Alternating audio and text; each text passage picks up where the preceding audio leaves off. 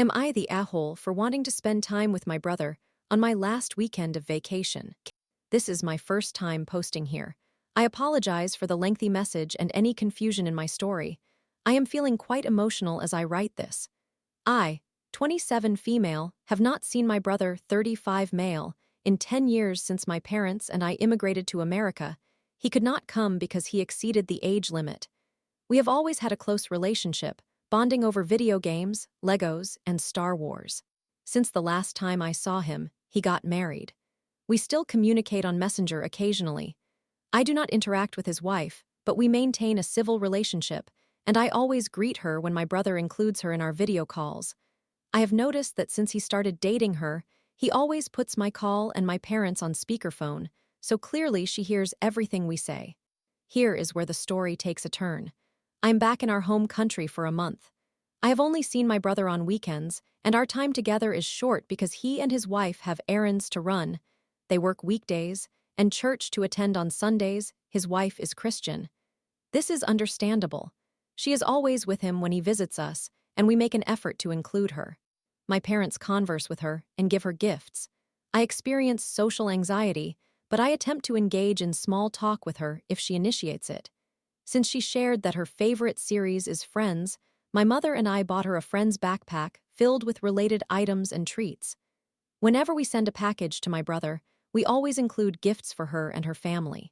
When my parents visit our country, I have been unable to travel because I was either finishing college or working my first job. They always bring souvenirs or gifts for my brother, his wife, and her family.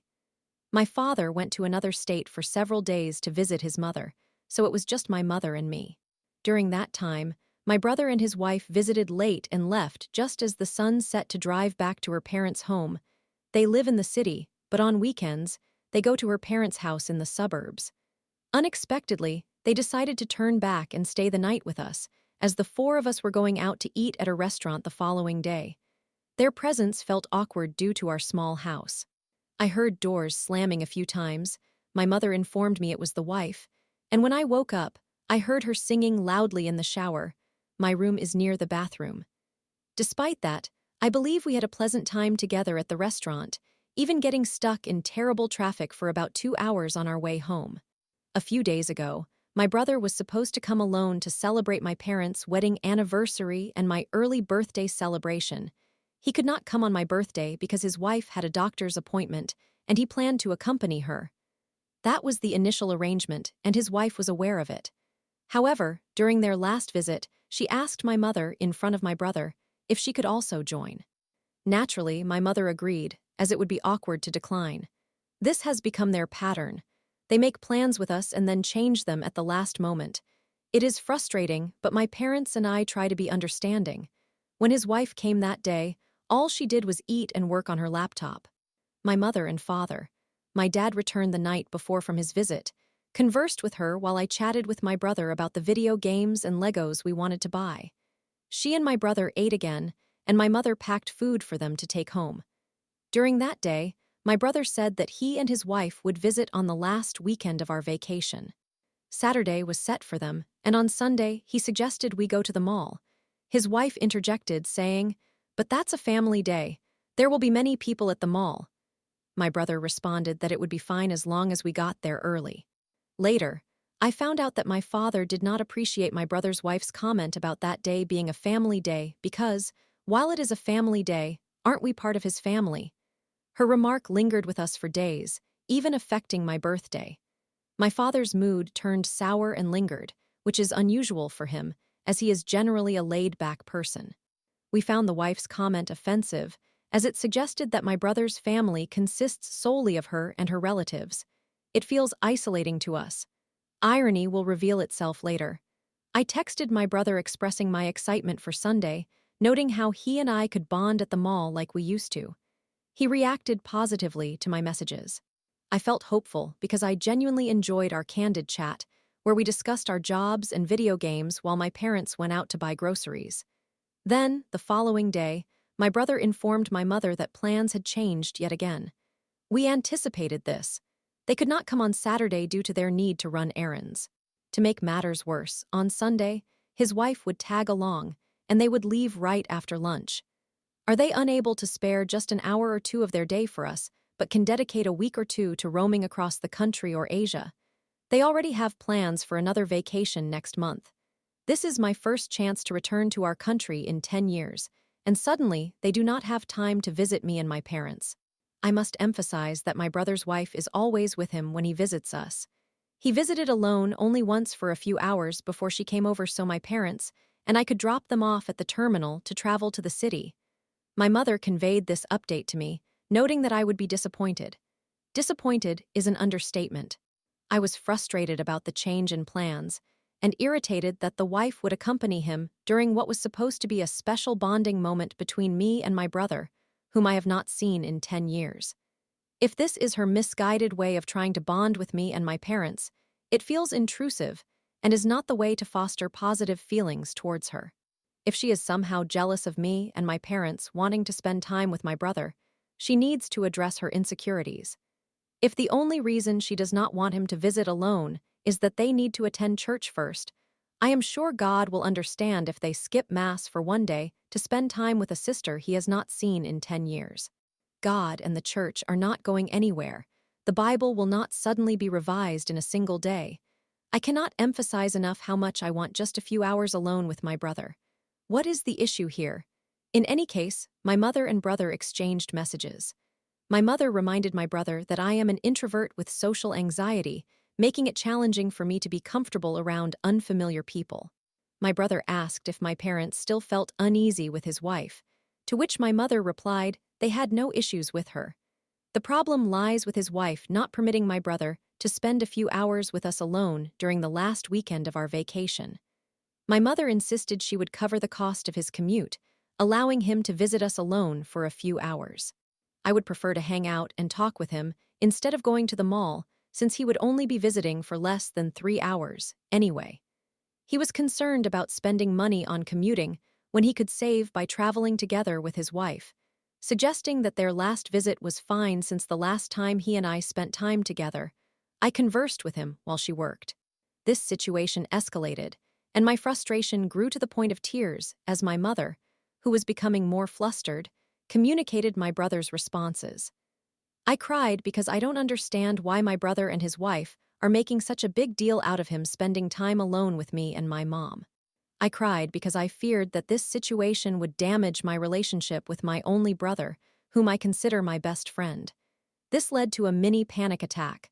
I struggled to breathe and felt dizzy from oxygen deprivation. I needed a moment to collect myself. Then my brother told my mother that he wishes to include his wife because he feels we are isolating her. My mother was taken aback and asked how we made her feel that way. Apparently, he noticed during our lunch at the restaurant, where it was me, my mother, my brother, and his wife, that my mother offered to pour soup for everyone except for the wife. Did he forget that my mother was serving everyone soup and that the wife said, "No, it's fine, I can do it myself," when it was her turn? What about the times my mother offered the wife the salad my mother ordered for her to try? If anyone should be serving, it should be his wife and him. Why should my mother be expected to bend over backward for them? Now, here is a list of how we have isolated his wife. Yes, I am being sarcastic. Some of this is a reiteration from earlier. My parents always converse with her when she is present. I never ignore her when she engages in small talk. I try to chat with her. My mother prepared meals or offered to cook meals that she believed my brother and his wife would enjoy during their visits. The wife mentioned her fondness for Friends, the television series, so my mother purchased her a boxed set of the complete series. My mother and I gathered Friends-related items for her in a Friends backpack, gave her dark chocolate because she said she liked it, shared my favorite dark chocolate from America, and bought her vitamins because she expressed a desire for them from America. What is the difference between getting vitamins in their country and in America anyway? Whenever my parents send packages to my brother, they always include goodies for his wife and her family. When my mother or father visits our country, they consistently bring her gifts, wallet, perfume, watch, healthy food, etc. During this vacation, my first with my parents, we gifted my brother and her tote bags overflowing with food and presents. When they visited us, my mother packed homemade meals for them to take home. While the wife was driving us to the restaurant, My mother engaged her in conversation to the point that she had to check if the wife was okay with her chatting while driving, to which the wife replied no, prompting my mother to stop talking. When I was taking a photo of my mother and brother at a Valentine's photo opportunity, my mother noticed the wife watching and suggested that my brother and his wife take a photo together as well. Since I was a better photographer, I took their picture. Even though it was meant to be a family gathering, just me, my brother, and my parents, on my parents' anniversary and my early birthday celebration, we reluctantly allowed the wife to join. We engaged her in conversation, provided food, and sent them home with the dishes my mother had cooked and my father had grilled that day. Throughout those few hours, she primarily ate and worked on her laptop. When dining out, my mother always offers to cover half the bill. The wife declines, my mother insists, and in the end, the wife accepts the money and thanks my mother. While we are Catholic, we do not typically say grace or pray before meals. When we dined at the restaurant, the wife, who is a Christian, insisted that we pray, so we respected her choice. When my brother and his wife unexpectedly decided to stay the night at our small home, my mother lent her clothes and engaged her in conversation until they both felt tired. Have my family and I really isolated her? Aren't our attempts to include her in our family enough? What more do they want from us? I admit that my social anxiety has limited my interactions with her, but I have never ignored her. When my brother brings up a game and she comments, I show interest and engage in conversation. Was it my fault? Did I make her feel excluded? When my brother and I were at the arcade playing a first-person shooter game, did I isolate her by not inviting her to join? Did I isolate her when I mentioned I was looking for a replacement cable for my charger, and my brother suggested we go to an electronics store where we walked around together with her trailing behind? I am unsure how to wrap this up, so I will ask again. Am I the antagonist for not wanting my brother's wife to accompany him for a few hours because I want to spend time with him alone, especially after 10 years of not seeing him in person? Thank you for taking the time to read this lengthy post. Story 2. AOGF 46 constantly lies about her past and cheating on her husband, whom she was with for 24 years, for children to have a complete family. My girlfriend, 46, frequently fabricates stories concerning her history and infidelity with her husband, whom she was married to for 24 years for the sake of their children having a complete family. Greetings, everyone. I seek your guidance. My girlfriend, who is 45 years old, has repeatedly misrepresented details about her past, particularly regarding her partners and sexual encounters. She is from another country, and I will keep her nationality private. She was married in her homeland for 24 years and has 2 adult children who claim her spouse was an alcoholic. According to them, he contributed little to household responsibilities and had no steady income, preferring to spend his time drinking and socializing at pubs. When she desired intimacy, he was uninterested, prompting her to seek other partners within her community. Eventually, she relocated to a different city, where she was unfaithful once again. Initially, during our discussions about her past, she indicated that she had had 20 sexual partners throughout her life, claiming that 18 of these encounters occurred between the ages of 17 and 21. However, every time we revisited this topic, her accounts varied. At one point, she asserted that she had cheated on her husband only once. Later, she claimed it was twice. Just a few days ago, while intoxicated, she revealed to me that the number of her affairs was 8. She explained that intimacy was significant to her, and since she was not receiving it from her husband, she sought alternatives. After arriving in my country, she also engaged in affairs with a colleague and subsequently with me, although she is now divorced.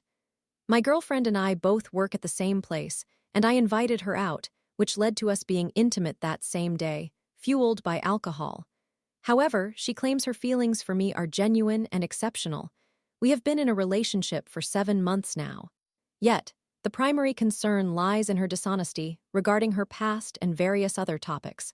She expressed a reluctance to disclose the number of times she cheated on her husband, fearing that I would perceive her negatively. She professes her love for me and claims that I have reintroduced emotions into her life that she has not experienced in years. Today, I contemplated ending our relationship due to the revelations I uncovered, largely because of her repeated dishonesty. At the start of our relationship, she emphasized the importance of honesty, indicating that lies would erode her trust in me. I have consistently been truthful with her, yet she continues to break that trust. Despite feeling empathy for her, I find my trust in her has waned. During our initial argument over this issue, she insisted that she had been unfaithful only twice, stating it as fact. Now, she claims there were a total of 8 infidelities and promises that her new revelations are truthful, vowing not to lie again. However, I remain skeptical because intimacy holds great significance for her, and I doubt that she has engaged with only 8 men throughout her lengthy marriage. She detailed her husband's abusive behavior, illustrating how he mistreated her. Now, she professes deep love for me, stating she has not felt this way in years and fears losing me. We both work as nurses. She previously practiced as a general practitioner in her native country, where she met 2 of her husband's patients and subsequently cheated on him. Currently, she works in an acute surgery ward, like I do. However, I wanted to ask whether there is a possibility she might be unfaithful to me and whether I should sustain this relationship. My trust in her has been compromised due to her deceitfulness. Additionally, I want to note that when she consumes alcohol, she becomes highly sexual, leading her to sleep with her neighbor out of mere physical desire, despite lacking genuine feelings for him. She maintains that when she seeks intimacy, she is unconcerned about the identity of her partner. She states that I fulfill her needs and that she is content with me.